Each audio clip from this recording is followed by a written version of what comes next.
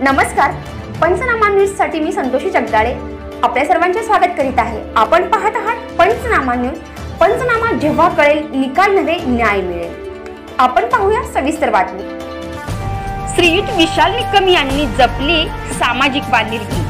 उमरस तालुका कराड येथील सामाजिक कार्यकर्ते उद्योजक श्री विशाल निकम यांनी वाढदिवसाचे औचित्य साधत उमरस आणि उमरस परिसरातील बाजारपेठ, एसटी स्टँड, आश्रमशाळा, ऊसतोड तसेच वीटभट्टी कामगार आदी गोरगरीब वंचित घटकांना जवळपास 500 चादरीचे वाटप नुकतेच केले आहे।